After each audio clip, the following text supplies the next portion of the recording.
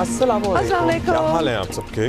मैं good morning कहने ही लगी थी, लेकिन अब तो हम तीसरे रोजे पे, ऐसे अगर तीसरे रोजे पे मुंह से गुड मॉर्निंग निकल जाए तो माफ कर दीजिएगा, क्योंकि अब 3 रोजे तो गुजर चुके हैं। अगर 28वें पे भी निकल जाए, क्योंकि आपको पता है इतने सालों का पैटर्न है हमारा और पूरा साल हम उसी तरह आपको वेलकम करते हैं, ग्रीट करते हैं। सो दिल में मेरे भी होता है, बस यहाँ आकर किसी तरह एकदम से अपने आप को रोक लेते हैं। लेकिन कहने का मतलब है कि होप यू डूइंग वेल, तो आपको वेलकम कर रहे हैं इन जियो पाकिस्तान।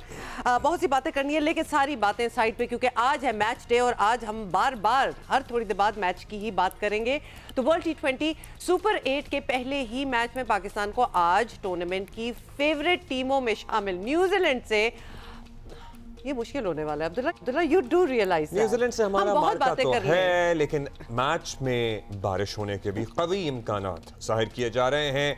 अब मैच हो पाता है, नहीं हो पाता, महदूद ओवर्स का हो पाता है या पूरा हो जाता है, this is all to be seen. लेकिन मैच होगा आज कोलंबो में पाकिस्तानी वक्त के मुताबिक 6:30 बस आप मगरिब पढ़ें और बैठ जाएं टीवी के सामने, बैठ जाएं बस टीवी पे। मतलब साथ ही रोजा भी खुल रहा है, मैच भी स्टार्ट हो रहा है, everything is going to be together. Pakistan team को आज पूरी जान लड़ाना होगी और हर खिलाड़ी को आज परफॉर्म करना होगा। They everybody needs to put in their best into the total जो एंड में बनेगा। और कीवीज ने अब तक, बाय द वे आपको बता दें कि इवेंट में शानदार परफॉर्मेंस दिखाई है। खास तौर पर कीवी बैटर्स जो है ना, उन्होंने जारहाना क्रिकेट खेलकर सबको मुतासिर किया है, जबकि पाकिस्तानी बैटर्स स्ट्रगल कर रहे हैं। I mean I don't want to use any other word, but it's been a bit of a struggle. Pakistani अभी तक हम क्या करें, आइडियल बैटिंग ऑर्डर की तलाश में हैं हम सब लोग, हम भी तलाश में हैं और ऐसा लग रहा है कि पूरी कौम मदद कर रही है टीम की, क्योंकि रोज हर कोई अपनी लिस्ट दे रहा होता है प्लेइंग 11 की कि आइडियल बैटिंग ऑर्डर ये हो सकता है। इसी तरह बॉलिंग के मैदान में भी पाकिस्तानी सेलेक्टर्स को मुश्किल इम्तिहान दरपेश हैं। अबरार को ड्रॉप करना एक बहुत बड़ी कंट्रोवर्सी बन गई। शाहीन शाह अफरीदी की मायूस कुन परफॉर्मेंस है, उसके बाद अच्छे पेसर्स का भी हमारे पास फुकदान ही है फिलहाल। तो अब दिलचस्प बात यह भी है कि पाकिस्तान के हेड कोच माइक हैसन भी न्यूजीलैंड से ताल्लुक रखते हैं। वो 7 साल तक कीवीज की कोचिंग कर चुके हैं। बाबर आजम की सिलेक्शन पर बहुत सी बातें होती हैं, लेकिन कोच माइक हैसन का कहना है कि बाबर आजम का एक मखसूस रोल है। इस पे उनसे सवाल किया गया और उन्होंने जवाब भी दिया। उन्होंने कहा कि 10 ओवर्स के बाद इनको भेजने का कोई तुक नहीं बनता। और साथ ही आपको ये भी बता दें कि आज जो मौसम है ना वहाँ कोलंबो में, वो भी इट कैन गो एनीवेयर, तो लिहाजा जो फोरकास्ट है वो बता रहे हैं कि आज बारिश का इम्कान है और मैच बारिश से मुतासर हो सकता है। और अगर किसी वजह से, बाय द वे, अगर मैच ना हुआ ना, तो दोनों टीमों को एक एक पॉइंट भी मिल जाएगा। और अगर हमें नुकसान होगा, फायदा होगा, क्या होगा हमारे लिए? नहीं, अगर तो मैच चल पड़ता है, एक इनिंग हो जाती है किसी की और दूसरे आते हैं और डीएलएस पे जाना पड़ता है, तो कोई ना कोई तो इफेक्ट होता ही है इससे। हाँ, और अगर एक एक पॉइंट मिलता है उससे भी हमारा रन रेट जिस तरह का है वैसे तो बेहतर हो गया था नामीबिया के खिलाफ मैच जीतने के बाद। तो आपको क्या लग रहा था कि आज के मैच से हम अपना, मतलब देयर इज अ चांस कि हम अपना रन रेट बेहतर कर सकते हैं? नहीं, हम बेसिकली जीत तो सकते हैं आज का मैच, 100% जीत सकते हैं ऑब्वियसली, लेकिन हम अगर हम एक एक पॉइंट लेते हैं, ये कह रहा हूँ, अगर बारिश की सूरत में दोनों टीमों को एक एक पॉइंट मिलता है, सो वो क्या हमारे लिए फायदेमंद होगा या हमारे लिए नुकसानदेह अच्छा, Sohail, to reach to the semifinals? You have a point, and we'll talk about that as well. Sohail Imran हमें कोलंबो से ही ज्वाइन कर रहे हैं। सोहेल, क्या हाल है आपका? सबसे पहले तो मौसम का बता दें कि आपके इर्द गिर्द एटलीस्ट जो हमें नजर आ रहा है ओवरकास्ट टाइप लग रहा है, तो क्या बारिश हो रही है, इम्कान है, क्या सिचुएशन है? जी अस्सलाम वालेकुम, बहुत शुक्रिया अब्दुल्ला और आपका। बिल्कुल ओवरकास्ट कंडीशंस हैं इस वक्त कोलंबो में, और अच्छी चीज़ ये है कि जो सबसे ज़्यादा इम्कान जाहिर किया गया था बारिश का, वो श्रीलंका के टाइम 1 बजे से रात दोपहर 4 बजे तक उसका इम्कान जाहिर किया गया था। लेकिन इन औकात में यहाँ पर कोलंबो में, जिस एरिया में ये आर प्रेमदासा स्टेडियम है, वहाँ पर बारिश नहीं हुई, लेकिन अतराफ में सुनने में यही आया है कि बारिश जो है वो हो चुकी है। वहाँ पर ड्रिजल कई जगह पे हुई है और कई जगह पे तेज बारिश भी हुई है, लेकिन जिस एरिया में ये आर प्रेमदासा है, इसके अतराफ में अब तक बारिश नहीं हुई। और जो एक स्ट्रॉन्ग किस्म की थंडरस्टॉर्म के साथ प्रिडिक्शन की गई थी बारिश की, उसका अब इम्कान बतदरीज कम होता जा रहा है, क्योंकि 5 बजे तक यहाँ पर ज्यादा बारिश थी और वैसे भी वो आहिस्ता आहिस्ता कम होना थी जब टॉस का यहाँ पे वक्त होना था। लेकिन अब बादल जरूर छाए हुए हैं, हवाएं भी चल रही हैं, लेकिन अच्छी चीज ये है कि अब शिद्दत उस तरह की बारिश की जाहिर नहीं की जा रही जो आपसे कुछ तो सुहेल भाई, हम क्या ये अभी कह सकते हैं कि वो जो तूफान था वो टल गया, या फिर जो बारिश होनी थी वो हो गई, और चूंकि मैच में अभी भी 3-4 घंटे 3 घंटे कुछ घंटे ऑलमोस्ट रहते मौजूद हैं। हैं। सो बारिश जो होनी थी वो हो गई और मैच के दौरान अब इम्कान नहीं है बारिश का। अब्दुल्ला, यहाँ पर जो हमने मॉनिटर किया है, जो जैसे कि कल भी था, दोपहर का सेशन शुरू हुआ और जब मैं आपके साथ रिपोर्ट कर रहा था उस वक्त बड़ी मूसलाधार बारिश का सिलसिला शुरू हुआ था और उससे पहले बारिश का इम्कान नहीं था। यहाँ पर हवाओं का बड़ा अमल दखल है।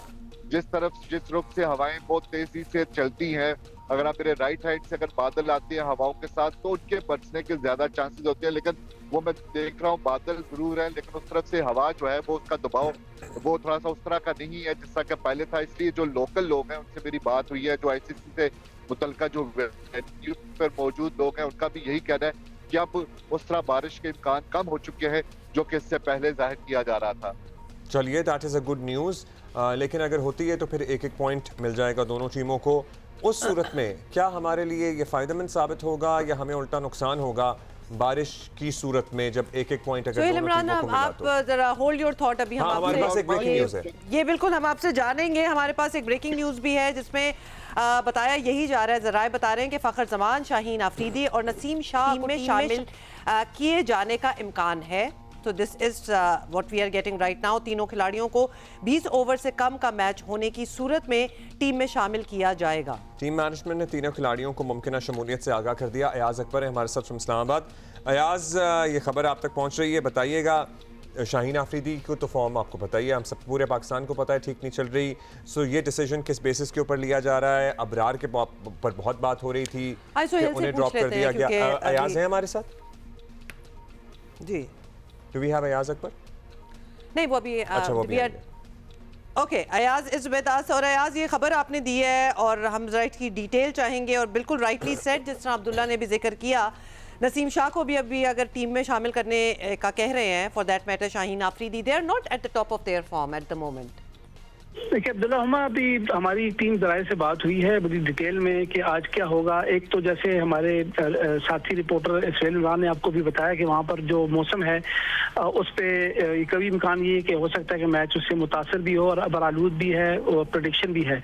हमारी टीम जराए से जो बात हुई है, जो टीम मीटिंग हुई है, क्योंकि कल तो टीम की प्रैक्टिस नहीं हुई, तो उसके बाद जो गुफ्तगू हुई है उसमें जो टीम मैनेजमेंट है, खुसूसी तौर पर जो माइक हैसन है, उन्होंने इन तीनों खिलाड़ियों को तैयार रहने का कहा है कि अगर 20 ओवर से कम, यानी अगर जैसे मैच मुतासिर होता है और 20 ओवर से कम मैच होता है, जैसे कि 15 ओवर, 16 ओवर या 10 ओवर का भी मैच किया जा सकता है, तो इस सूरत में इन तीनों खिलाड़ियों को तैयार रहने के हवाले से बता दिया गया है कि तीनों जो हैं वो प्लेइंग 11 का हिस्सा होंगे।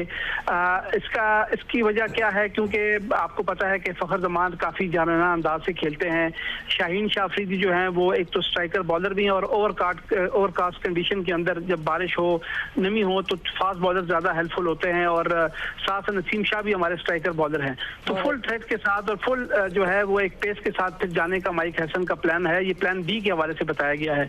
फिर अगर फ़खर जमान को टीम में शामिल किया जाता है, जैसे कि हमने आपको बताया भी, तो फिर इनको टॉप ऑर्डर में खिलाए जाने के हवाले से भी आगाह कर दिया गया है। उस वक्त शामिल किया जाएगा जब बारिश का इम्कान होगा और मैच महदूद ओवर्स तक महदूद हो जाएगा, मुख्तसर मैच हो जाएगा। बहुत शुक्रिया अयाज। हम सुहेल भाई से पूछते हैं। बिल्कुल सुहेल भाई, हम तक ये खबर दे रहे थे, पहुंचा रहे थे अयाज के इन तीनों को भी कहा गया है कि अगर मैच महदूद ओवर्स तक मुख्तस हुआ, मतलब हाउ डू वी से इट, महदूद ओवर्स तक महदूद हो गया। हाँ, समझ आ रही है ना? बस हो गया ना महदूद। How do I don't want to use the महदूद twice, so I am looking for the we have done it like 4 times we have said it. Just go I am looking for the right structure for the sentence. So अगर match हो गया महदूद तो फिर इन तीनों को शामिल किया जाएगा।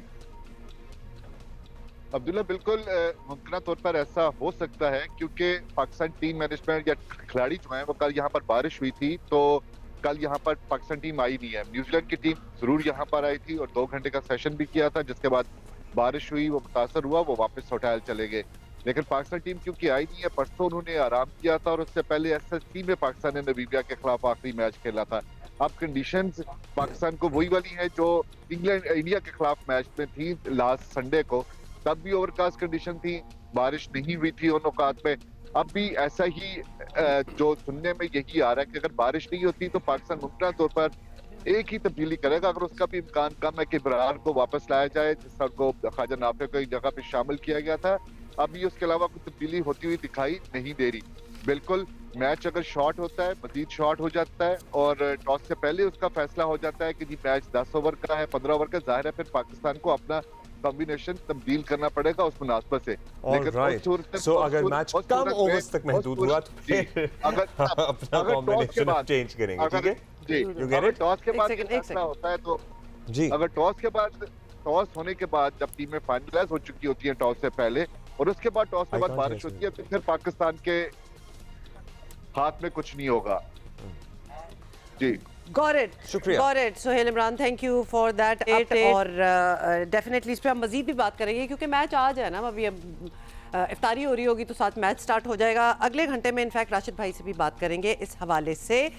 ऑलराइट, अच्छा जी, लेट्स मूव ऑन। और एक और बात आपको बताते हैं, वजीर आला पंजाब मरियम नवाज के लिए अरबों रुपए मालियत के लग्जरी गल्फ स्ट्रीम तैयारे की खरीदारी पर पंजाब हुकूमत को शदीद तनकीद का सामना था और अभी इस इशू की गर्द जो है वो भी नहीं बैठी कि हुकूमत पंजाब ने ब्यूरोक्रेसी पर नवाजिशों की बारिश कर दी। अब आप सोच रहे होंगे किस तरह, हम आपको बताते हैं। पंजाब में सरकारी अफसरान के लिए लग्जरी गाड़ियों और लामहदूद पेट्रोल जैसी सहूलतों का ऐलान कर दिया। अब पूरी एक आपको डिटेल देते हैं। अब्दुल्ला, नोटिफिकेशन ने क्या कहा है? नोटिफिकेशन के मुताबिक चीफ सेक्रेटरी और आईजी पंजाब 2800, 1800 और 4700 सीसी की 3 गाड़ियां इस्तेमाल कर सकेंगे।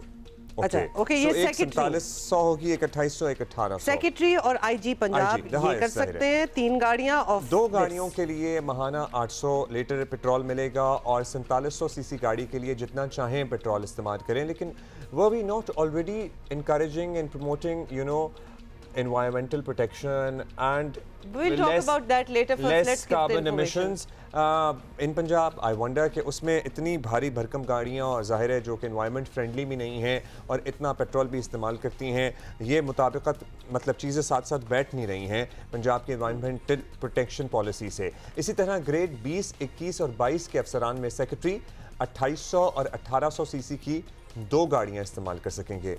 2800 1800, ओके, ठीक है। अच्छा, उसके बाद ग्रेड 22 और 21 के अफसरान जाती इस्तेमाल के लिए 200 लीटर और सरकारी इस्तेमाल के लिए जितना चाहें पेट्रोल जो है वो इस्तेमाल करेंगे। अब ये किस तरह आइडेंटिफाई होगा? इसमें 200 हमारा था और बाकी जो 4000 है वो सरकारी था। नोटिफिकेशन देखकर कहीं से नहीं लगता कि पाकिस्तान एक गरीब और कर्जों में डूबा मुल्क है। हैरान कुन बात यह है कि जब इमरान खान अपने दौर में बनी गाला से हेलीकॉप्टर के जरिए वजीर आजम हाउस आया जाया करते थे तो मुस्लिम लीग नून इस पर आपको याद ही होगा, इतनी पुरानी बात नहीं है कि शदीद तनकीद करती थी और कहा जाता था कि इमरान खान ने हेलीकॉप्टर को रक्षा बनाकर रखा है। ऐसी मीम्स भी बनती थी। और अब देख लें क्या कीजिए कि अपोजिशन में रहकर हमारी सियासी जमातों को अवाम के टैक्स के लिए एक एक पैसे का दर्द महसूस होता है, लेकिन हुकूमत में आते ही हमारी सोच के तमाम पैमाने जो हैं वो बदल जाते हैं और उसके बाद गाड़ियाँ क्या, पेट्रोल क्या, जहाज़ क्या, you name it, you get it. Huma, वैसे ग्रेड 21-22 पे इंसान लिटरली अपनी पूरी ज़िंदगी गुजार के पहुंचता है। हम इस पे बात कर सकते हैं कि जो डीसीज और एसीज के घर हैं पंजाब के मुख्तलिफ शहरों में, they should literally be converted into resorts and boutique hotels. They should be because ये बहुत खूबसूरत जगह हैं, ये बड़े बड़े लॉन्स हैं, एकड़ों पे फैले हुए हैं, इनकी मेंटेनेंस, इनको संभाल के रखना, इनके मालियों का खर्चा भी कम होगा। मतलब मालियों का खर्चा और फिर इनके मुलाजिमीन का खर्चा, ये सारा कुछ कम हो सकता है। एक स्टाइपेंड इनको मिलता है जिसमें ये उसको रेनोवेट कर सकते हैं। इसलिए बहुत से घर हैं, अगर कोई आर्टिस्टिक बीच में रहने आ जाएं, ब्यूरोक्रेट्स वगैरह या उनकी बेगमात, तो वो फिर उसको चेंज कर देती हैं। पॉन्ड्स भी बने होते हैं, ब्रिजेस भी बने होते हैं, बड़ी लग्जरी फील्स आ जाती है। लेकिन अब मतलब 1 एकड़ के घर में ये वो तो 1840 के बाद का ज़माना तो नहीं है ना, जब अंग्रेज़ों ने अपने लिए ये घर बनाए थे। और अब ज़माना भी बदल गया है, लोग डिफरेंट तरह के लाइफस्टाइल में भी अब जीने के आदी हो गए हैं। सो नॉर्मल घरों में भी लोग रह सकते हैं और इन प्रॉपर्टीज़ को आप लिटरली बुटीक होटल्स में कन्वर्ट कर दें, क्योंकि कनालों पे ये प्रॉपर्टीज जो है ना, ये छोटी मोटी प्रॉपर्टीज नहीं है। You can earn so much revenue on that, but at the same time grade 22-21 का अफसर जो कि पूरी जिंदगी गुजार के ग्रेड 21-22 पे पहुंचा है, उसको अगर मेरा ख्याल है कि 2 गाड़ियां इज ओके, एंड अगर 200 लीटर पेट्रोल उसको घर में मिल रहा है आज़मा बुखारी तो वो तो स्कूल जाने और ले जाने में खत्म हो जाएगा। Do we have it? आज़मा बुखारी साहिबा ने जहाज के हवाले से जो कहा था, जरा let's hear that out first. देखिए, मेरी गुजारिश ये है कि जो हमारा एयर पंजाब है उसमें हम मुख्तलिफ जहाज़ ख़रीद रहे हैं और कुछ हम लीज़ पे लेंगे और ये एक मतलब फ्लीट बनाना है हमको जिसमें हर तरह के जहाज़ होंगे और ये उसी की एक जो है वो कड़ी है। अभी इस पर जो मामलात हैं वो हतमी जैसे ही होंगे, मैं ज़रूर आपको बताऊंगी। लेकिन यह है कि एयर पंजाब के हवाले से हमें मुख्तलिफ जहाज़ जो हैं वो करने हैं, बिकॉज इस साल एयर पंजाब ने अपनी जो सर्विसेज हैं वो शुरू करनी है। सो इस हवाले से जहाज़ तो हमें या ख़रीदने पड़ेंगे या लीज़ पे लेने पड़ेंगे। तो बेसिकली ये जहाज़ जो होते हैं, ये जो होगा, ये जो बात कर रही थी, ये इनके यूज़ के होंगे। This is not for passengers and आम public. Basically chief minister Punjab के यूज़ का, यस, चीफ मिनिस्टर पंजाब के यूज़ का। और इसी पे हम ज़रा बात करते हैं कि इसकी क्या क्लैरिफिकेशन मज़ीद सामने आई है। रईस अंसारी साहब हैं, ब्यूरो चीफ जियो न्यूज़ लाहौर। रईस साहब बताइएगा ये जहाज़ वाले मामले पे कोई क्लैरिटी मिल सकी, क्योंकि ऐसा लग रहा था खामोशी ही है अब तक। अब्दुल्ला, पहली बात यह है कि जो ये गल्फ स्ट्रीम जो 550 आया है, जब ये ख़बर मंजर आम पर आई तो इस पर गवर्नमेंट को स्ट्रेट वे कहना चाहिए था कि ये हमारा जो पहला जहाज़ है वो 20-22 साल पुराना, हमें ज़रूरत पड़ी हमने ले लिया ताकि इतनी कंट्रोवर्सी ना होती। अब देखें जिस तरह गवर्नमेंट का वर्शन आया कि जी हम पंजाब एयर के लिए ये प्लेन ले रहे हैं। पहली बात तो ये है कि गवर्नमेंट कारोबार नहीं करती, गवर्नमेंट कारोबार से जान छुड़ा रही है, पीआईए को प्राइवेटाइज कर रही है। तो ये गवर्नमेंट पहली बात क्यों कारोबार कर रही है, क्यों एयरलाइन खोल रही है। दूसरी बात ये है कि ना ये इस अभी वजूद है, ना सिविल एविएशन का आपके पास लाइसेंस है, ना इसकी कोई कंपनी बनी है, ना कोई ऑफिस है, ना security exchange commission of Pakistan में रजिस्टर्ड है। तो वो प्लेन के ना कोई बजट रखा गया इसके लिए, तो पहले प्लेन किस तरह आ सकता है। तो जो जिस बजट से प्लेन आया, सिंपल क्या है कि गवर्नमेंट पंजाब के लिए इसमें चीफ मिनिस्टर इस्तेमाल करती है, एमरजेंसी तौर पे चीफ सेक्रेटरी भी इस्तेमाल कर लेता है, आईजी भी चले जाता है। तो इसको उन्हें स्ट्रेट वे कहना चाहिए था। तो इसलिए ये मतनाज़ा बना या इसकी जो तनकीद का सामना करना पड़ा वो इसी वजह से करना पड़ा। अगर आप स्ट्रेट वे कहते हैं हाँ जी खरीदनी है और गवर्नमेंट पंजाब और चीफ मिनिस्टर के जरिए इस्तेमाल में होगा तो इतनी कंट्रोवर्सी ना होती। नहीं तो अंसारी साहब ये बता दें कि क्या चीज़ बचा रहे थे या छुपा रहे थे कि स्ट्रेट वे नहीं कहा। मतलब आप जो समझा रहे हैं वो अंडरस्टैंडेबल भी लगता है, लेकिन इसको छुपाया क्यों जाएगा फिर? क्योंकि जाहिर है ये मरियम नवाज ने बाद में घर तो लेके नहीं चले जाना जहाज, ये चीफ मिनिस्टर जो भी बनेगा पंजाब का उसके पास रहेगा, उसके पास ही होगा। ये ब्रीफिंग क्या नहीं मिली मतलब रेलेवेंट वज़रा को कि ये इसी तरह बताएं, या फिर क्या हुआ यहाँ पे मिसकम्युनिकेशन कैसे हुई? जी बिल्कुल आप सही कह रहे हैं कि जब ये प्लेन आया था तो वज़रा को सबको ब्रीफ कर देना चाहिए था कि उन्होंने किस तरह करना है। ये प्लेन आया 28 दिसंबर को, अब 28 दिसंबर देख लें तकरीबन कोई 1.25-2 माह हो गए हैं, लेकिन इसको छुपाया गया। लेकिन खबर कहाँ छुपती है, चीज़ें कहाँ छुपती हैं, वो कोई सुई तो है नहीं कि छुपा ली जाती। तो प्लेन आया, उसमें सफ़र भी हुआ, वो लाहौर में भी उतरा, तो इनको ब्रीफ करना मुश्किल हो गया कि, लेकिन ये छुपा इसलिए बैठे थे कि जब 10 अरब का नाम आएगा सामने तो फिर तनकीद होगी, इसलिए छुपाए बैठे थे। लेकिन छुपाने की वजह से और इसका जवाब गलत देने की वजह से ये इनको तनकीद का ज़्यादा सामना करना पड़ा, तो लिहाजा उनको ब्रीफ कर दिया जाता। अच्छा, अब ये जो नोटिफिकेशन आया है जिसमें आईजी, सेक्रेटरी, गाड़ियों और पेट्रोल, देखिए जाहिर है अब बड़े ओहदे हैं ये और सारी उम्र लगा के ब्यूरोक्रेट्स यहाँ तक पहुँचते हैं, लेकिन ये नहीं समझ आ रहा कि 4700, 1800, 2800 पंजाब जहाँ पे ऑलरेडी स्मोक का इशू है और हम एनवायरनमेंट प्रोटेक्शन की बात करते हैं, स्मोक मिटिगेशन की बात करते हैं, वहाँ फिर इतनी हाई डिपेंडेंट ऑन फ्यूल गाड़ियाँ इस्तेमाल करने की बात आ रही है और लामहदूद पेट्रोल है। इसकी कोई एक्सप्लेनेशन सामने आ सकी? देखिए पहली बात तो यह है कि इसमें कहा गया कि रखेंगे, ये रखेंगे नहीं, इस वक्त रखी हुई हैं जनाब, इस वक्त उनके पास मौजूद हैं गाड़ियाँ। किसी सेक्रेटरी के पास 2800 सीसी से कम गाड़ी है ही नहीं, किसी एडिशनल आईजी के पास 1800 सीसी से कम गाड़ी है ही नहीं। अभी चीफ सेक्रेटरी का आईजी कॉन्वे चलता है, उनकी 5 गाड़ियाँ साथ चलती हैं, गालबन वो बुलेट प्रूफ भी हैं, तो वो ऑलरेडी यूज़ में हैं। आपको मैं एक टाइम आया था जब चीफ सेक्रेटरी तक 1600 सीसी से ज़्यादा गाड़ी नहीं रख सकते थे, उस वक्त भी तो चीफ सेक्रेटरी मूव होते थे। लेकिन ये देखें जो अब है तो तमाम के पास गाड़ियाँ मौजूद हैं। एक असिस्टेंट कमिश्नर ग्रेड 17 का, उसके पास भी 2400 सीसी की गाड़ी मौजूद है, पहले 1300 सीसी की होती थी, ये ऑलरेडी मौजूद हैं। लेकिन अब क्योंकि उन्होंने कह दिया, लेकिन इसमें एक चीज़ है, अगर आप कर ही रहे हैं तो आपको एक और चीज़ देखनी पड़ेगी, इनको बाउंड करें इस चीज़ का। अब्दुल्ला साहब, मैं आपको बड़ी मज़े की बात बताता हूँ ये ब्यूरोक्रेट जो और पुलिस जो जिनका ताल्लुक है सिविल सर्विस ऑफ पाकिस्तान और पुलिस सर्विस ऑफ पाकिस्तान से, ये किसी की चलने नहीं देते हैं। ये इन्होंने करवाया होगा। इस वक्त गाड़ियाँ उनके इस्तेमाल में हैं और वो इस्तेमाल में गाड़ियाँ चल रही हैं, तो लिहाजा आप देखिए इनकी मेंटेनेंस भी उतनी ज़्यादा हो जाएगी। तो इसमें आप ये कर दें कि जिनके पास जितनी, मेरी एक बात पूरी सुन लें, जितनी गाड़ियाँ हैं शायद इन्हें बाउंड कर दें, इसमें रहें। मैं ये भी जानता हूँ कुछ अर्सा साल पहले एक पुलिस ऑफिसर हैदराबाद में पोस्ट 2800 सीसी की गाड़ी लाहौर में और स्टाफ काम कर रहा है उसके साथ। इस वक्त एक अफसर इस्लामाबाद में पोस्ट है, उसके ससुराल के पास गाड़ी है। 8-8 गाड़ियां इस्तेमाल होती हैं। ये तो बड़ी पुरानी बात है एक्चुअली, लेकिन जरा रईस अंसारी साहब, अच्छा कंप्लीट योर थॉट जी, बताएं। मैं बात, एक सेक्रेटरी तालीम था, गाड़ियां किस तरह होती हैं। उसके बाद 2 गाड़ियां हैं, पता लगा उसके घर में एक लाहौर बोर्ड की गाड़ी है, एक गुजरांवाला बोर्ड की गाड़ी है। सर 8-8 गाड़ियां इस्तेमाल होती हैं कि एक इदारे के नीचे उसके झेली महकमे काम कर रहे होते हैं।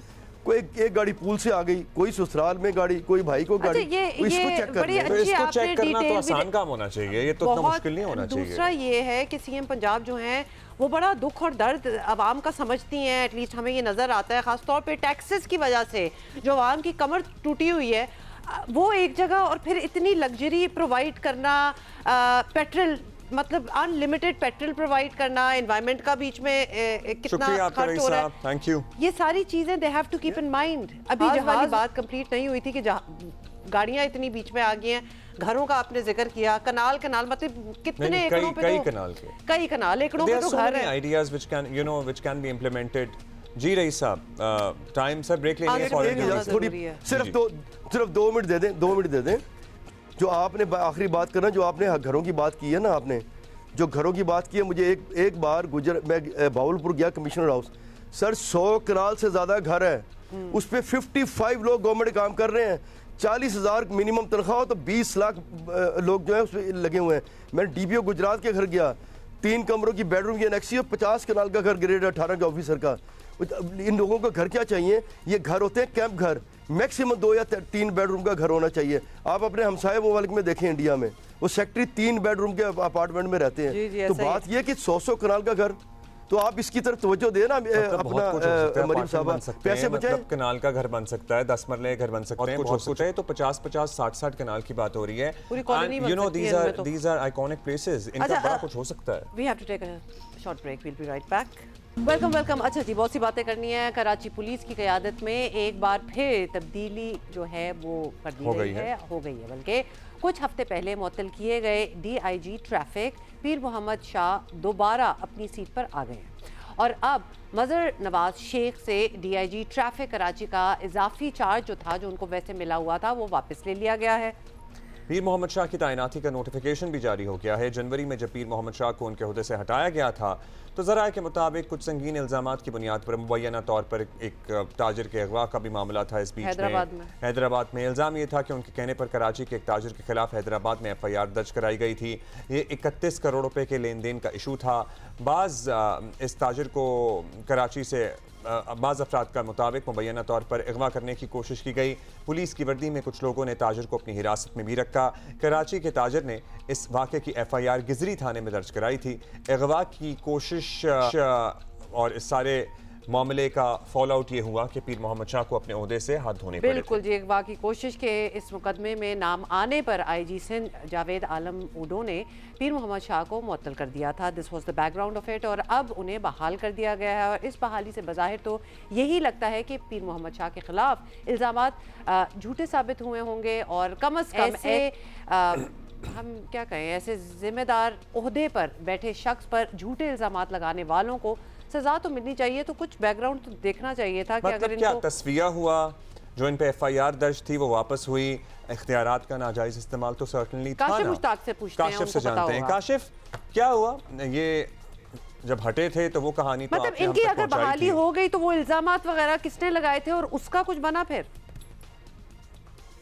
देखिए, ये ताजिर की जानिब से मुख्तलिफ इल्जामात लगाए गए थे। ये और सिर्फ ये इल्जामात नहीं थे, IG सिंध की जानिब से 16 जनवरी को एक एक्सप्लेनेशन भी जारी किया गया DIG पीर मोहम्मद शाह साहब को और इनसे ये पूछा गया कि ये क्या मामला है जिसमें एक ताजिर को ना सिर्फ हैदराबाद से उठाया जाता है और उसके बाद उसे अगवा किया जाता है और अगवा करने के बाद पूरी प्लानिंग के तहत तमाम तर मामला होते हैं और इन तमाम तर चीज़ों के पीछे डीआईजी ट्रैफिक उस वक्त के जो थे पीर मोहम्मद शाह साहब, उनका नाम सामने आता है और उन्हें हटाया जाता है। ये हटाने के बाद भी, ये मामला सामने आने के बाद भी अगर ये कहा जाए कि ये इस इंक्वायरी में क्लियर हो गए, तो जो एक्सप्लेनेशन सामने आई थी, जो 3 दिन में इस एक्सप्लेनेशन को क्लियर करना था, वो एक्सप्लेनेशन कहाँ है? उसके बाद जो इनको ऑर्डर दिए गए वो कहाँ है? इनको ओहदे से हटाया गया, हटाने के बाद मदन नवाज शेख को जो है वो डीआईजी ट्रैफिक का चार्ज दिया गया, और अब ये तमाम तर चीजें अचानक से हुई थी, और एक बार फिर से हम देख रहे हैं कि चंद हफ्तों बाद दोबारा से अचानक से ये तमाम तर मामला होते हैं, और होने के बाद यही डीआईजी दोबारा मुकर्रर कर दिए जाते हैं ट्रैफिक के लिए। तो ये क्या मामला है, इसके पीछे क्या बैकग्राउंड है? अगर आईजी सिंध की जानिब से एक एक्सप्लेनेशन दी गई थी और ओहदे से फौरी तौर पर हटाया गया था, चूंकि ये मामूली कोई सब इंस्पेक्टर या इंस्पेक्टर का मामला नहीं था, बल्कि एक डीआईजी 20 ग्रेड के ऑफिस का मामला था, और उन्हें जो है एक बड़ी पोस्ट से हटाया गया था। और हटाने के बाद ये उस वक्त हटाया गया जब शहर में आपको मालूम है कि सेफ सिटी का प्रोजेक्ट चल रहा है, साथ साथ जो चालान का सिस्टम इन्होंने नाफिज किया था, मामला है, ये तमाम तर मामले के पीछे यही थे और इसी को लेकर ये चल रहे थे। तो अगर ये मामला सारा खत्म किया गया था, तो दोबारा इन्हें जो है वो लगाया भी गया, और साथ साथ इनकी इंक्वायरी कहाँ तक पहुंची? ये मामला था 506/2025 की एक एफआईआर हुई हैदराबाद में, और कराची से एक ताजिर को अगवा किया जाता है और लेकर जाया जाता है, उसके बाद सारा बैकग्राउंड क्रिएट होता है। बैकग्राउंड क्रिएट होने के बाद इन्हें जो है वो ना सिर्फ तो इनका जो नोटिफिकेशन होता है जारी, या फिर इनका जो इत्तलात आमा का ऑफिस है सिंध पुलिस का, आईजी का, उन्होंने कुछ बताया कि जी ये मामला तो था, बड़े संगीन इल्जामात थे, और एक और ये इल्जामात से अब इन पे साबित नहीं हो रहे, इसलिए इन्हें रीइंस्टेट किया जा रहा है। अगर तो पहले जब नोटिफिकेशन पहले ही मुअत्तली का ही जारी हुआ था, तो कोई इन्वेस्टिगेशन तब नहीं हुई थी? मतलब ये भी तो एक बनता है ना कि इतना बड़ा नोटिफिकेशन भी कर दिया। हुआ क्यों, कैसे हुए, बताइए ना कि क्या ग्राउंड्स बने? ये सवाल तो डायरेक्ट आईजी सिंध की जानिब से भी मेरी जानिब से उनसे किया गया, और उनकी जानिब से कोई खास इसका जवाब नहीं दिया गया। कहा गया कि इसकी जो इंक्वायरी चल रही है और इस हवाले से एक्सप्लेनेशन भी दी गई है। उन्हें जो उनकी जानिब से कहा गया कि इस मामले को इससे नहीं जोड़ा जा सकता जब तक कोई हतमी इंक्वायरी कंप्लीट नहीं हो जाती। लेकिन जो एक्सप्लेनेशन दी गई या फिर एफआईआर हुई, ना सिर्फ ये हैदराबाद में साफी के खिलाफ, जो ताजिर के खिलाफ है उसके खिलाफ एफआईआर नहीं हुई, बल्कि कराची में गिजरी थाने की हदूद में ताजिर की जानिब से भी एक एफआईआर करवाई गई, जिसमें तमाम तर मामले को बताया गया। तो एक बड़ा मामला क्रिएट हुआ था। इस पर जो है आईजी सिंध की जानिब से जब हमने पूछा, तो उनकी जानिब से कोई खास जवाब नहीं दिया गया, और उनकी जानिब से कहा गया कि इस मामले को अभी इंक्वायर किया जा रहा है, जैसे ही कोई इन्वेस्टिगेशन सामने आएगी तो इसमें बताया जाएगा। लेकिन कोई इन्वेस्टिगेशन सामने नहीं आई, जबकि हमारे जराये ये बताते थे कराची के मुख्तलिफ ताजिर बरादरी की जानिब से, पीर मोहम्मद शाह की जानिब से इनसे रब्ता किया गया, और करने के बाद इस मामले को सॉर्ट आउट किया गया। सॉर्ट आउट करने के बाद जो है तमाम तर चीजें सामने आई हैं। ये सिर्फ एक मुकदमा नहीं है, बल्कि माजी में हमने देखा है कि एक और इस नौयत का मुकदमा कोरंगी थाने में भी दर्ज हुआ, और डिस्ट्रिक्ट कोरंगी में जो ये मुकदमा दर्ज हुआ था उसमें भी कुछ इसी तरह की शिकायत थी कि एक ताजिर से जो है वो पैसों का तकाजा किया जा रहा था, फिर उन्हें ब्लैकमेल किया गया। तो ये चीजें माजी में भी इस तरह की जराये बताते हैं कि मुख्तलिफ अफसरान की जानिब से सामने आई तो हैं। काशिफ, इस सारी सिचुएशन में, क्योंकि हमें इतनी डिटेल तो नहीं पता और आप भी या फिर शेयर ही नहीं हुई, ताजिर ने अपना सारा इल्जाम या फिर जो भी उन्होंने केस किया वो वापस ले लिया होगा? जब वो एफआईआर उसी तरह कायम है और वो कार्रवाई हो रही है अदालत में। देखें, एफआईआर अपनी जगह, 2 एफआईआर दोनों अपनी जगह पर कायम है, और इसमें ना सिर्फ डीआईजी पीर मोहम्मद शाह को हटाया गया था, बल्कि एक एएसआई हैं मिर्जा राशिद बेग, उनके साथ 2 पुलिस एहलकार जो हैं उन्हें भी जो है वो मुअत्तल किया गया था, सस्पेंड किया गया था, और इस हवाले से इंक्वायरी की जा रही थी। वो अब तक मुअत्तल हैं, उनके हिसाब से उनसे जो है वो इंक्वायरी की जा रही है। लेकिन अचानक से जो डीआईजी साहब हैं इन्हें जो है वो बहाल कर दिया जाता है, और करने के बाद दोबारा से सेम पोस्ट देना, ये भी एक अलविया है, और ये भी एक सवालिया निशान है आला अफसरान के लिए कि दोबारा से वही पोस्ट देकर उनसे क्या वो मामले में क्लियर हो गए। अगर वो मामले में क्लियर हो गए तो इसमें भी एक एक्सप्लेनेशन सामने आनी चाहिए कि क्या इन्वेस्टिगेशन जो है वो उनसे की गई और किस तरह इन्वेस्टिगेशन में वो क्लियर हो गए। होना तो असूलन ऐसा ही चाहिए। Kashif, thank you for being with us. कि पहले हुआ, उसके बाद अब उनको दोबारा रीइंस्टेट कर दिया, और बीच में जो हुआ या फिर इन्वेस्टिगेशन हुई, क्या पता चला, वो तो शेयर ही नहीं किया। अच्छा जी, अभी हमारे पास ताज़ा तरीन है। बन्नू में पाक फौज की गाड़ी पर खुदकुश हमले के ताने बाने अफगानिस्तान में मौजूद खारजी हाफिज गुल बहादुर से जा मिले हैं। बन्नू खुदकुश हमले के जिम्मेदारी फितना और ख्वारिज के ज़ेली गिरोह इत्तेहादुल मुजाहिदीन ने कबूल की है। बन्नू में वाक़या हुआ था, सिक्योरिटी फोर्स की गाड़ी पर खुदकुश हमला हुआ था। इत्तेहादुल मुजाहिदीन का ताल्लुक फितना और ख्वारिज के हाफिज गुल बहादुर ग्रुप से है। इस ग्रोह का मरकज़ी सरगना गुल बहादुर और इसके अहम कमांडर अफगानिस्तान में पनाह लिए हुए हैं। हाफिज गुल बहादुर ग्रुप अफगानिस्तान की सरजमीन इस्तेमाल करते हुए पाकिस्तान में दहशतगर्दी कर रहा है, फितना अंगेज़ी में मुलव्वस है। गुज़श्ता साल 4 मार्च 2025 को रमज़ान मुबारक के दौरान भी इसी गिरोह ने बन्नू कैंट पर हमला किया था, जिसकी मनसूबाबंदी भी अफगानिस्तान में हुई थी। सो टाइम एंड अगेन हमारी सिक्योरिटी फोर्सेस इस बात की गवाही दे रही हैं, इसके सबूत फराहम कर रहे हैं कि पाकिस्तान में किस तरह अफगानिस्तान के सरजमीन में बैठ के प्लानिंग करके यहाँ दहशतगर्दी फैलाई जा रही है। और इसी का एक और वाक़या आपको बता रहे हैं, बन्नू में जो पाक फौज की गाड़ी पर खुदकुश हमला हुआ था, इसके ताने बाने भी अफगानिस्तान में मौजूद ही खारजी हाफिज गुल बहादुर से जा मिले हैं, उसके ग्रुप से जा मिले हैं। बन्नू में खुदकुश हमले की जिम्मेदारी फितना उल ख्वारिज की एक ज़ैली तंजीम है, एक ज़ैली गिरोह है इत्तेहादुल मुजाहिदीन, और इसने कबूल की है। इत्तेहादुल मुजाहिदीन का ताल्लुक फितना उल ख्वारिज के हाफिज गुल बहादुर ग्रुप से है। ये वो गिरोह है जिसका मरकज़ी सरगना गुल बहादुर और इसके अहम कमांडर अफगानिस्तान में ही पनाह लिए बैठे हैं। सो Yes, yet one more proof we have over here. भाई हम ख़त्म हो गए आइडियाज़ आपके पास? We are looking for ideas for इफ्तारी. So इफ्तारी जो है ना, we want कि बहुत ही कोई लाइट किस्म की हो. हम अपना आपको ऑर्डर दे रहे हैं, बहुत लाइट इफ्तारी हो और उसके बाद खाना शाना हो जाए, लेकिन इफ्तारी में अगर बहुत हैवी हो जाए तो फिर वो आपका पूरा रूटीन ख़राब हो जाता है। आपको पता है वो हेल्थ कॉन्शियस लोगों के लिए बेक्ड दही बड़े भी आ रहे हैं, हाँ, है ना? तो वो जो बूंदियाँ होती हैं जिसमें वो फ्राइड नहीं होती हैं, वो बेक्ड होती हैं, लाइक पैनकेक्स और समथिंग। एक तो मुझे बताया ना करें, लाया करें, मतलब वो बहुत मुश्किल काम है, इतना तरद्दुद मैं नहीं करने वाला है, इससे बेहतर है ना खाऊं। जोधर नदीम हाउएवर हमारे लिए कुछ काम कर रहे हैं मुल्तान में। He is going to show us कि क्या इफ्तारियां हो रही हैं और जनरली रमज़ान कैसा शुरू हुआ है, कैसा गुजर रहा है। जी, मुल्तान में माह रमज़ान की जो एक्टिविटीज़ हैं वो रूज पर पहुंच चुकी हैं और अफ्तार की जो सीन्स है इस वक्त मुल्तान में वो बहुत शदीद हमें रश नज़र आ रहा है। काउंटर्स हैं यहाँ पे, मुख्तलिफ जो फ्राइड आइटम्स हैं जिसमें जलेबी है, समोसे हैं, मुख्तलिफ किस्म के रोल हैं, इस पर शदीद रश हमें यहाँ पे नज़र आ रहा है और भरपूर तरीके से लोग जो है अपने अफ्तारी का सामान जो है वो यहाँ पे खरीद रहे हैं।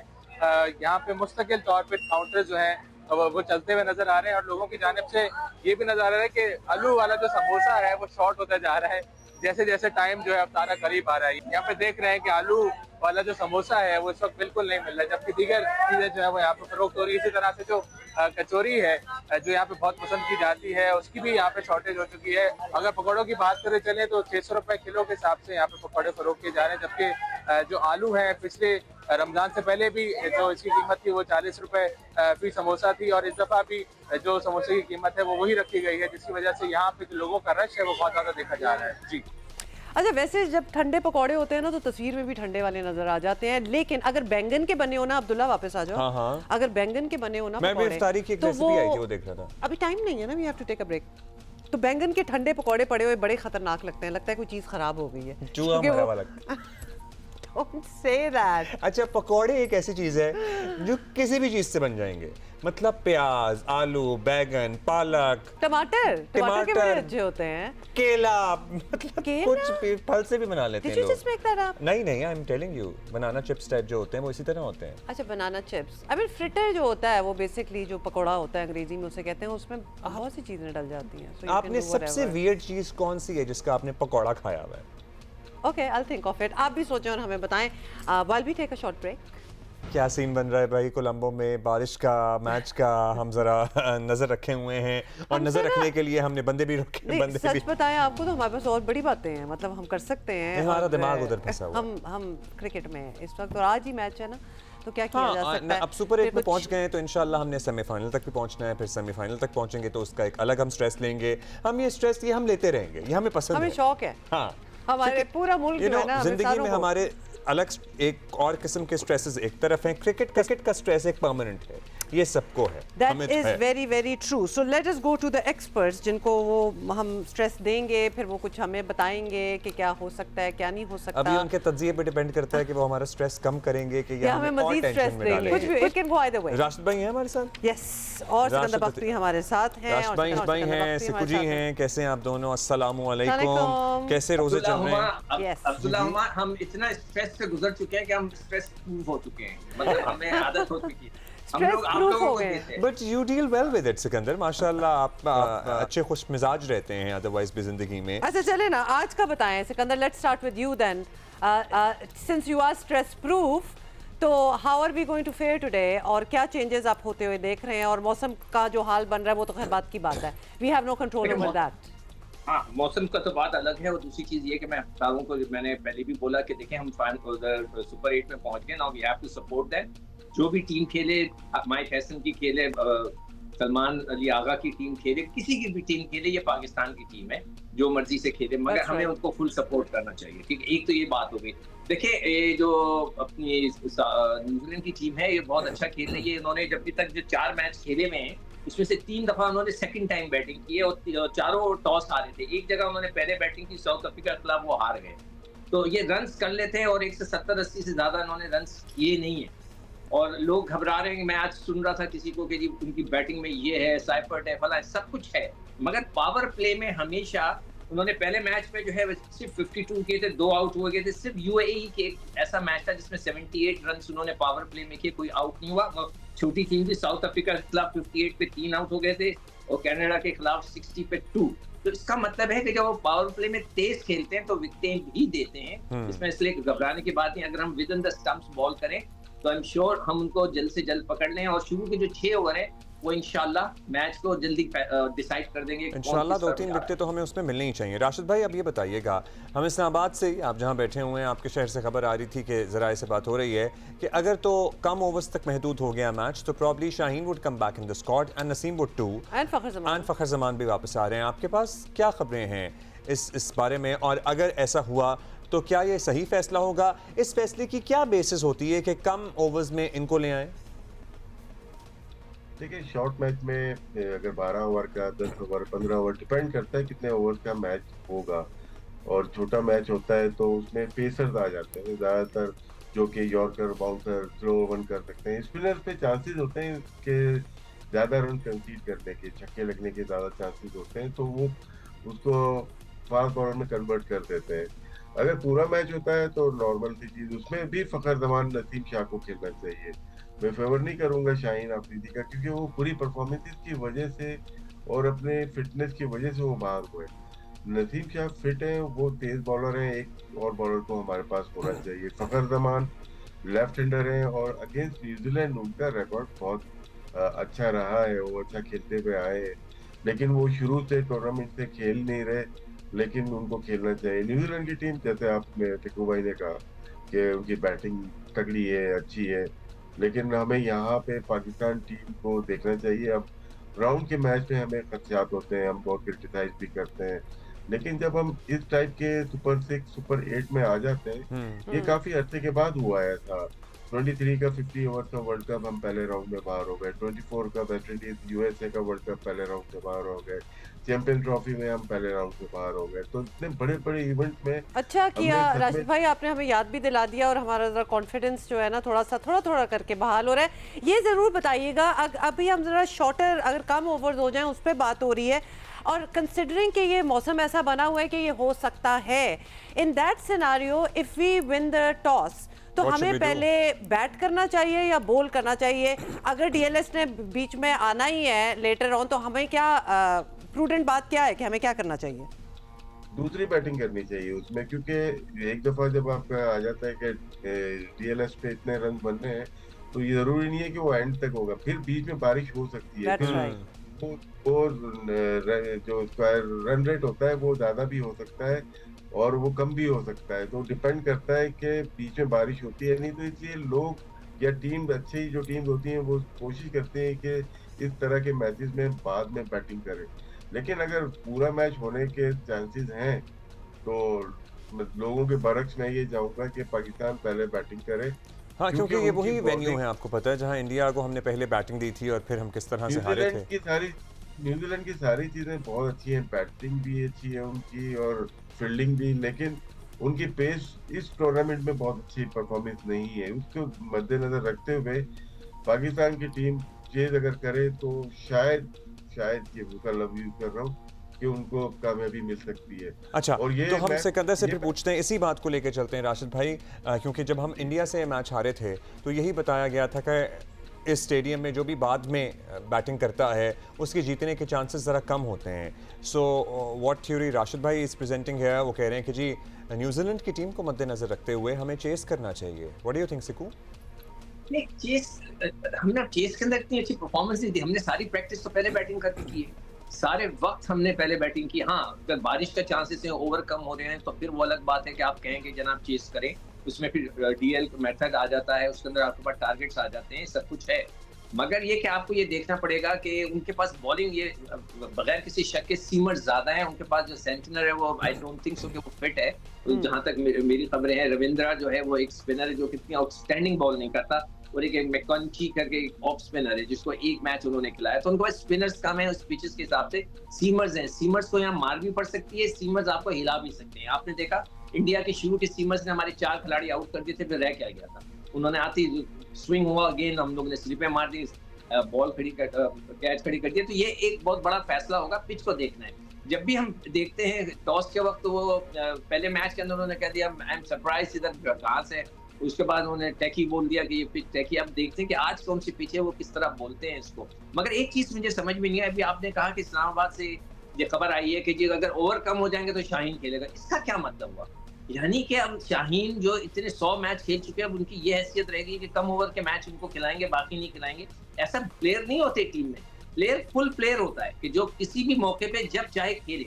ये नहीं होता कि राशिद भाई से भी हमने यही सवाल पूछा था सिक्कू, वो कह रहे थे कि महदूद ओवर्स में हमारे पास हमें पेसर्स की ज्यादा जरूरत पड़ेगी अगेंस्ट पेसर्स की। फिर नसीम शाह है ना, हाईएस्ट मतलब ऑक्शन के अंदर सबसे ज्यादा बिका है, वो बाहर ही बैठा हुआ है। पता नहीं उसकी इतनी वैल्यू है। नसीम शाह का भी जिक्र हो रहा है, फिर उनको भी डाल दिया जाएगा। नसीम भी आएंगे, शाहीन भी आएंगे। शाहीन और नसीम दोनों का नाम है। नहीं, नसीम शाह जो है, मिर्जा तो खेल ही रहा है ना। नसीम शाह बाहर बैठे हुए हैं, वो सबसे महंगे प्लेयर है ना ऑप्शन में, वो तो खेल ही नहीं रहे पाकिस्तान से। मगर पता नहीं कि उनकी कितनी वैल्यू है, मगर पाकिस्तान उनको नहीं खिलाता। अब ये एक अजीब सा सिनेरियो है।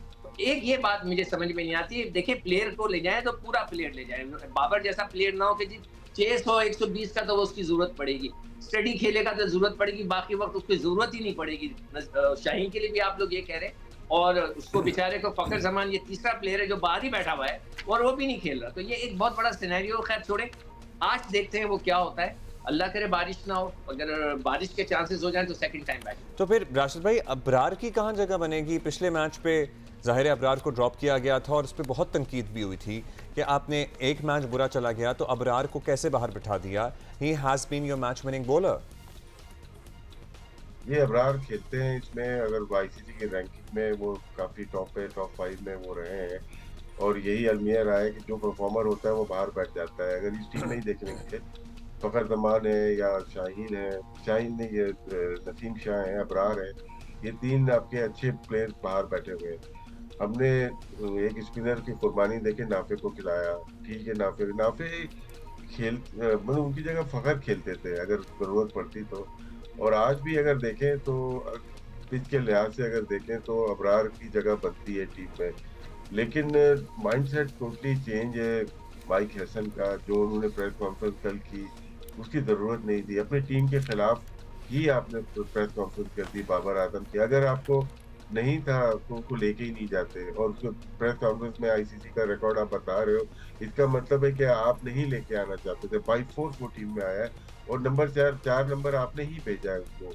2-3 प्लेयर्स के साथ जो बेंच पे बैठे हुए हैं, मेरे ख्याल से इंटरनल पॉलिटिक्स की वजह से वो बाहर बैठे हुए हैं, लाइकिंग डिसलाइकिंग की वजह से बाहर बैठे हुए हैं। अदरवाइज अबरार बाहर होते नहीं थे और बाबर नंबर 4 पे खेलते ही नहीं थे।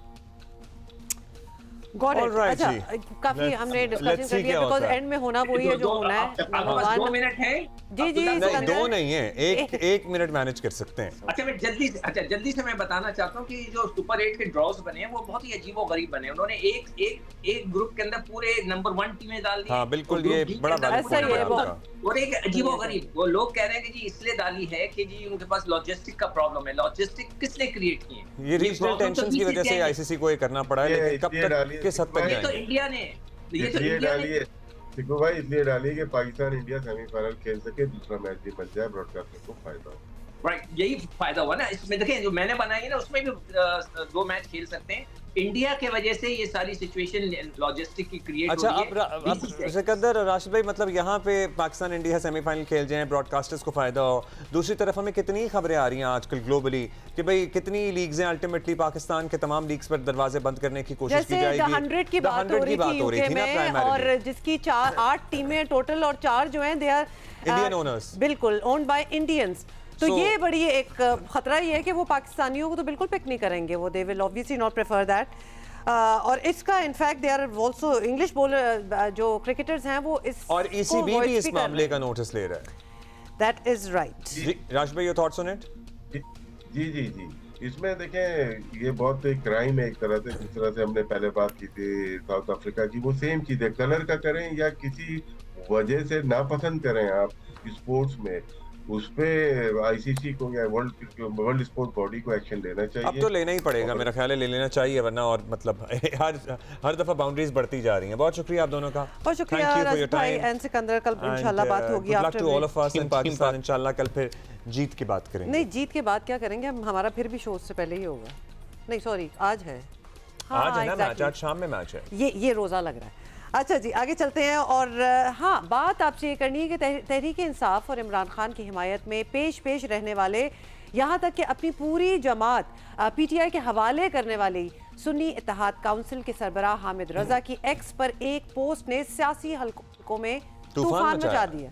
अब क्या हुआ है, हुकूमती रहनुमाओं समेत आपको ये भी बता दें कि दीगर पार्टी के लोग तहरीक इंसाफ और इसके सियासी फलसफे को आड़े हाथों तो ले ही रहे हैं। हामिद रजा की पोस्ट थी कि जेल में कल मुलाकात का दिन था, क्या उनके इत्तेहादियों में एक भी रहनुमा ऐसा नहीं था जो उनसे मुलाकात कर सकता?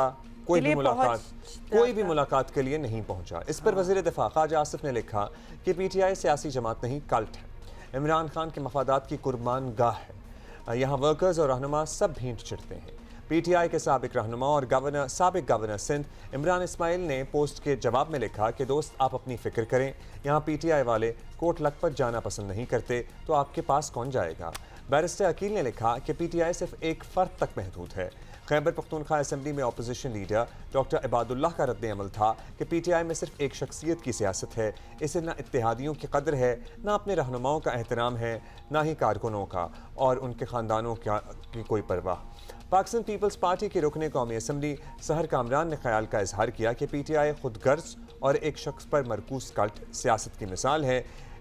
एक साहबजादा हामिद रजा तो क्या इनको छोड़ें, कोट लखपत जेल में शामिल कुरैशी हैं, डॉक्टर यास्मीन राशिद हैं, दीगर रहनुमा मौजूद हैं। तहरीक इंसाफ के किसी रहनुमा या किसी वकील ने इनके लिए कोई आवाज़ नहीं उठाई। शाह महमूद वैसे अब नहीं है। खैर इन एनी केस बात यह है कि हम बहुत अच्छे बात कर रहे हैं कि पीटीआई के अंदर क्या हो रहा है। मतलब कि एक तो ऑब्वियसली ये तो बड़ी आम सी बात होगी, कोई एक स्टेटमेंट देता है और कोई दूसरा टोटली ऑपोजिट स्टेटमेंट देता है और फिर मानते भी नहीं है। ये मतलब ये these things are kind of blowing out of proportion. तो कल जो हुआ है, जरा शौकत यूसुफ सईद साहब ने हमें ज्वाइन किया है, उनसे पता कर लेते हैं। शौकत साहब, इसी तरफ हमारा इशारा है, बहुत अरसे से ये हम बातें भी कर रहे हैं। कल साहबजादा हामिद रजा के एक्स अकाउंट पर एक पोस्ट के बाद जो तबसरों का सिलसिला चला है, वो बात यही हो रही है कि तहरीक इंसाफ ने अपने गिरफ्तार कारकुनों और गिरफ्तार रहनुमाओं के लिए कुछ नहीं किया, इनफैक्ट कुछ भी नहीं किया, मुलाकात के लिए भी कोई नहीं जाता।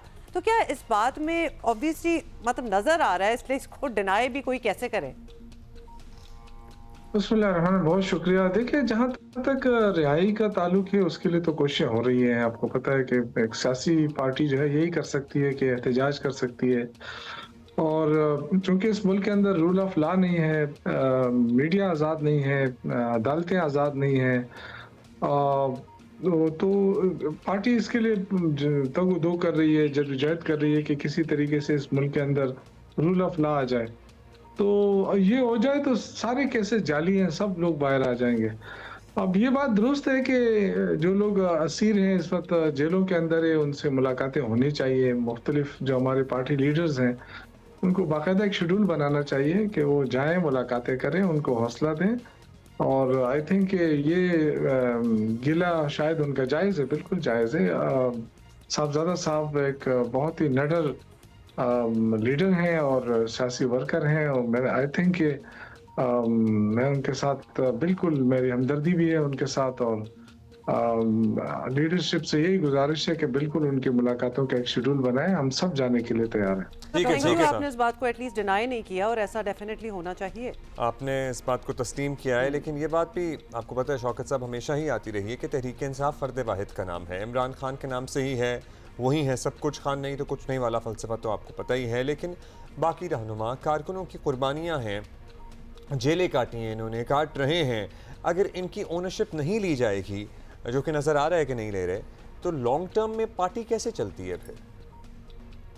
नहीं देखिए, हमारे लिए तो सारे बराबर हैं जो कुर्बानियां दे रहे हैं। देखिए तो कुर्बानी तो मुल्क के लिए दी जा रही है ना, चाहे वो इमरान खान दे रहा है, चाहे उनके साथी दे रहे हैं, मुल्क के लिए कुर्बानी है। बाकी अगर देखें बाकी लीडर तो आपको पता है कि इससे पहले नवाज शरीफ जब जेल जाता तो फौरन डील करके बाहर चला जाता।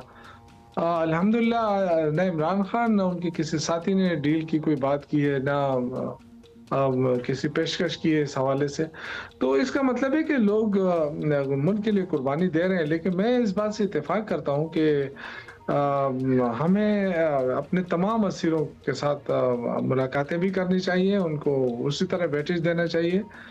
लेकिन चूंकि इमरान खान की बात इसलिए कि वो लीडर है, और वो लीडर है और उसके साथ जो जुल्म ज्यादती हो रही है और उसी की वजह से दूसरों पे जुल्म ज्यादती हो रही है, तो इसलिए अगर वो मामला दुरुस्त हो जाता है तो बाकी भी दुरुस्त हो जाएगा।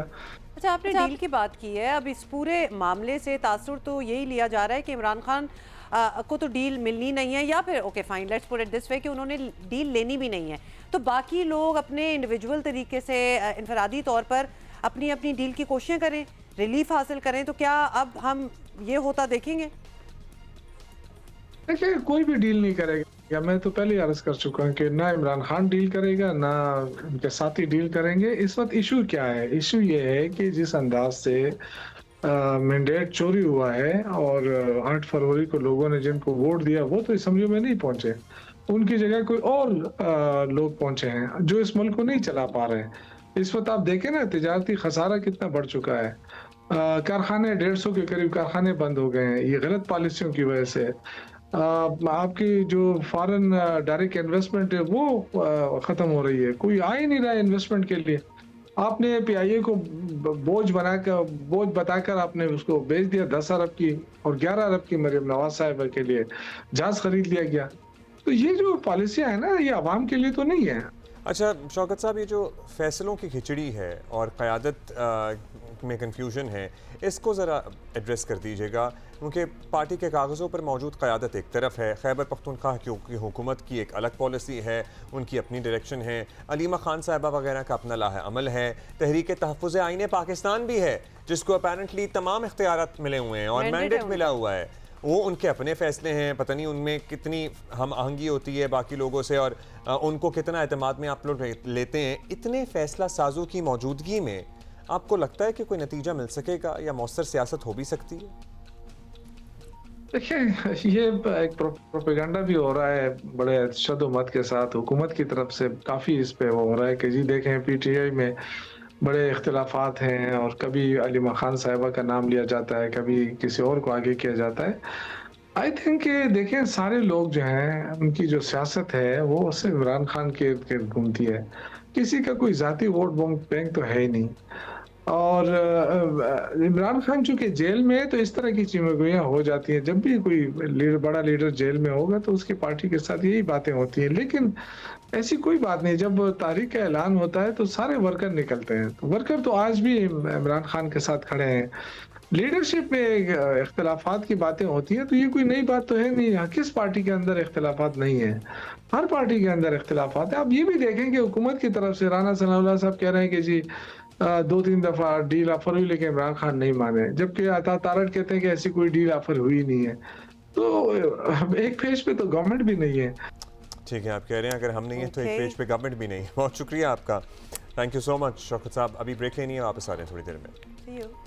वेलकम। अच्छा आपको बताएं कि बलूचिस्तान में अमन और अमान की सूरत हाल बेहतर बनाने के लिए मुख्तलिफ इस्लाहात मुतारिफ कराई जा रही हैं और कल बलूचिस्तान असम्बली में सूबाई असम्बली और कौमी असम्बली की नशस्तों में इजाफे की करारदाद मुतफ़िका तौर पर मंजूर कर ली गई, तो दैट इज़ गुड। और साथ ही आपको बता दें कि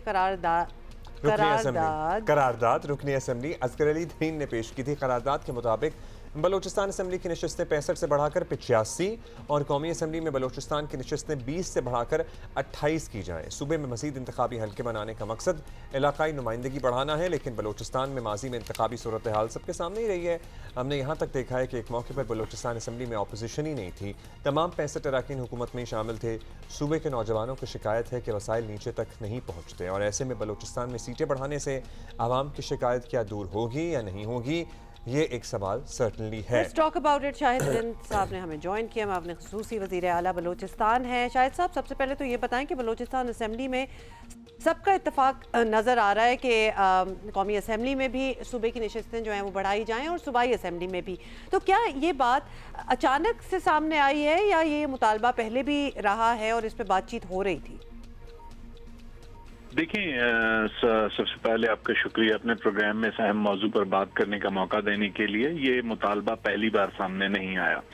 इससे कबल बलूचिस्तान अवामी पार्टी की जानिब से सेनेट के फ्लोर पर बाकायदा एक लेजिस्लेशन जब हुई तो उसमें सिर्फ नेशनल असम्बली की सीटें 1 डिस्ट्रिक्ट 1 सीट के हिसाब से बढ़ाने का मुतालबा किया गया। यहाँ तक कि जब 27वीं आईनी तरमीम हो रही थी उस वक्त भी जो बलूचिस्तान की सियासी जमातें थीं उन्होंने जो है फेडरल गवर्नमेंट के सामने अपना ये मुतालबा रखा था कि बलूचिस्तान के का जो तूल अर्ज है, बलूचिस्तान का जो महल वकू है वो इतना बड़ा है और बलूचिस्तान को जो रिप्रेजेंटेशन है नेशनल असम्बली में वो उसकी कम है, तो 1 डिस्ट्रिक्ट 1 सीट के हिसाब से बलूचिस्तान के लिए लेजिस्लेशन की जाए। और 27वीं तरमीम में ये ज़ेर गौर भी आया लेकिन मंजूर नहीं हो सका। गुज़िश्ता रोज़ बलूचिस्तान सूबाई असम्बली में जमीयत उलमा इस्लाम अपोजिशन की जानिब से ये करारदाद पेश की गई जिसको हुकूमती अरकान ने भी सपोर्ट की। अच्छा, शायद सब बलूचिस्तान असम्बली की एक रिवायत ये भी रही है कि यहाँ जितने भी मेंबरान हों उमूमी तौर पर हुकूमत में ही शामिल होते हैं, बल्कि एक ज़माने में तो सबके सब मेंबरान काबीना में भी थे। अगर सीटों की तादाद बढ़ाई गई तो ये तासुर नहीं जाएगा कि मज़ीद लोगों को एकोमोडेट करने के लिए, मज़ीद नवाजिशात के लिए, मज़ीद प्रोटोकॉल्स के लिए ये सब हो रहा है। देखें, बलूचिस्तान के हवाले से हमेशा जो है वो परसेप्शंस पर ही बात की जाती है। अब जैसा कि आपने जो सवाल रखा है कि तमाम अरकान काबीना में थे, 1970 से लेके आज 2026 तक सिर्फ एक ऐसी गवर्नमेंट थी 2008 की जिसमें नवाब असलम खान रईसानी चीफ मिनिस्टर थे, जिसमें जो है अपोजिशन नहीं थी। उसके अलावा मौजूदा सूबाई असम्बली में एक वाइब्रेंट अपोजिशन मौजूद है और ये जो करारदाद है ये भी अपोजिशन की तरफ से आई है। हाँ, दीगर सूबों के मुकाबले में यहाँ गवर्नमेंट या अपोजिशन एक रिवायत के तहत चलते हैं और आपको ये क्रेडिट देना होगा मौजूदा चीफ मिनिस्टर बलूचिस्तान सरफराज भुट्टी को कि उन्होंने अपोजिशन को हमेशा जो भी फैसला साजी होती है, चाहे अपोजिशन की बात मानी जाए या ना मानी जाए, नंबर्स पूरे होने के बावजूद जो कानून साजी हुकूमत बगैर अपोजिशन के भी कर सकती है, चीफ मिनिस्टर उस पर भी अपोजिशन से न सिर्फ मशावरत करते हैं बल्कि उनका इनपुट लेते हैं। इसके साथ साथ अगर कोई हाई वैल्यू डेलीगेशन इस्लामाबाद से, चाहे प्रेसिडेंट आ रहे हो चाहे प्राइम मिनिस्टर आ रहे हो, तो वजीर आला और अपोजिशन लीडर इकट्ठे उनका इस्तकबाल करते हैं और मेरे ख्याल ये कोई बुरी रिवायत नहीं है, ये एक अच्छी सियासी रिवायत है। सियासी इख्तलाफ, नजरियाती इख्तलाफ जरूर होना चाहिए लेकिन एक दूसरे को बर्दाश्त करके। शुक्रिया शाहिद साहब। बहुत शुक्रिया शाहिद खसूसी वज़ीर आला बलूचिस्तान हमारे साथ थे। टाइम बड़ा कम रह गया और एक इफ्तारी आपको दिखाना चाहते हैं और दिस इज इन गुजरांवाला और हमें बता रहे हैं comes to Gujranwala, there's a lot of food. We are so curious about it always. Usman Khalil हमें बता रहे हैं। अजय, गुजरांवाला में भी रोजे की इफ्तारी की तैयारियां जोरों शोर से जारी हैं। एक तरफ तो हम देख रहे हैं कि घरों में मजेदार पकवान पकाए जा रहे हैं, तो दूसरी जानब में हम देख रहे हैं कि गुजरांवाला के जो समोसे, पकोड़े और कचौरियों की दुकानों पे भी काफी रश लगा है। इसके अलावा जो फ्रूट चाट और दही बल्ले की दुकानें हैं वहाँ पर भी शहरियों की बड़ी तादाद जो है इफ्तारी के लिए मुख्तलिफ सामान खरीदने में मसरूफ है। इसके अलावा फ्रूट्स की दुकानों पर भी रश लगा है। इसके अलावा मुख्तलिफ होटलों में भी जो है बुफे की तैयारियां की जा रही हैं, क्योंकि गुजरांवाला पहलवानों का शहर है, तो यहाँ पर जब तक यहाँ की सुगात सिरी पायस में जो दीगर अशिया इफ्तारी में ना खाई जाए तो इनका रोज़ा इफ्तार नहीं होता। तो हम देख रहे हैं कि मुख्तलिफ होटलों पर भी जो है मुख्तलिफ इक़साम के पकवान तैयार किए जा रहे हैं, जिनमें चिकन कढ़ाई है, साथ में निहारी है, साथ में सिरी पायस में तो मटन कोरमा है। और वहाँ पर भी हम देख रहे हैं कि शहरियों की बड़ी तादाद। Oh my God, ये क्या मुनासिब बात है कि एन इस वक्त ये खाने दिखाए जाए? बहुत गलत हो गया, हमसे नहीं हो रहा, हमसे नहीं सहा जा रहा, इसलिए हम कल मिलेंगे आपसे, इजाजत देंगे। होपफुली इंशाल्लाह हम जीत जाएं, मैच भी है। we'll see you tomorrow. Bye.